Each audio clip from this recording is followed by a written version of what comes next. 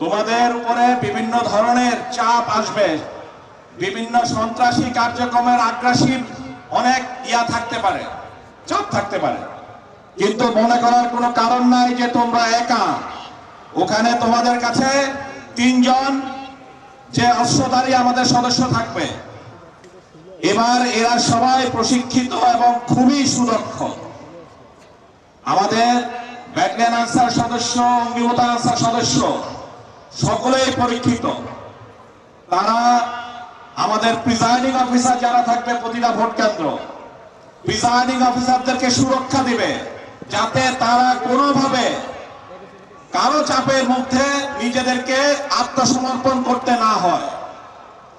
তাদের শেষ রক্তবিন্দু দিয়ে হলো সকল প্রিজাইডিং অফিসার এবং ভোট কেন্দ্রের নিরাপত্তা তোমাদের এই 13 জন মিলে অস্ত্র এবং লাঠি সহ মোকাবেলা করতে হবে। তোমরা প্রথম সারির সুরক্ষাকারী দল ভোট কেন্দ্র, আর তোমরা শেষ দল না।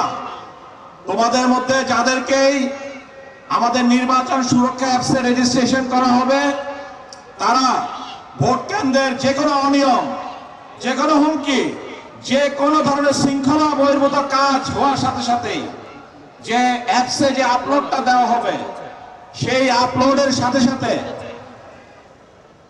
মৌমাছির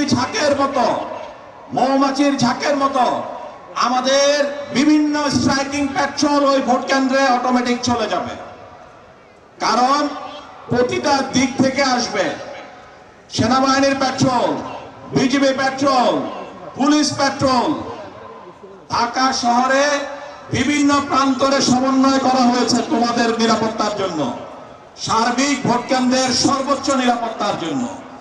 এবারই প্রথমবারের মতো এই সুরক্ষা অ্যাপসের মাধ্যমে সমন্বিত এবং স্বয়ংক্রিয় response system, security response system বাংলাদেশে এবার চালু করা হয়েছে, যেটা আগে কখনো কোনো নির্বাচনে ছিল না।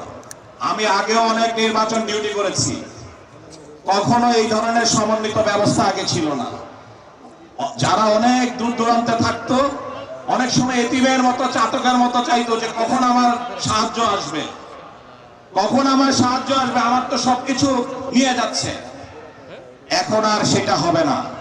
তোমাদের কাজ হচ্ছে সেই প্রাথমিক সুরক্ষাটা নিশ্চিত করা। প্রাথমিকভাবে তোমরা ঠেকায় রাখবা, বাকি কাজ এরা এসে সঠিকভাবে রেসপন্স করবে। এবং এবারই প্রথম কোন একক কারো আধিপত্যের মাধ্যমে এই নিরাপত্তা নিশ্চিত করা হচ্ছে না বা এই সমন্বয় হচ্ছে না। এবারই প্রথম সবাই মিলে, এখানে আমাদের ব্যাটালিয়ন আনসার যারা এবার প্রতিটা ভোট কেন্দ্র থাকবে, সেকশন কমান্ডার, তারা এবারই প্রথম আমরা আমাদের যে এখানে মহিলা আছে, ওখানে আমাদের মহিলা আনসার সদস্যদেরকেও ব্যাটালিয়ন আনসার সদস্যদেরকে দেওয়া হয়েছে। কেন? কারণ ঢাকা শহরে অনেক ধরনের ঝুঁকির পরিমাণ বেশি। এবং প্রতিটা ভোট কেন্দ্রে এবার, অন্যান্য বারে এটা হয় নাই, প্রতিটা গোয়েন্দা সংস্থা, প্রতিটা অন্যান্য সংস্থা সিসিটিভি শুরু করে, বডি অন ক্যামেরা থেকে শুরু করে অনেক সার্ভেইলেন্স সিস্টেম এবার ইন্ট্রোডিউস করা হয়েছে।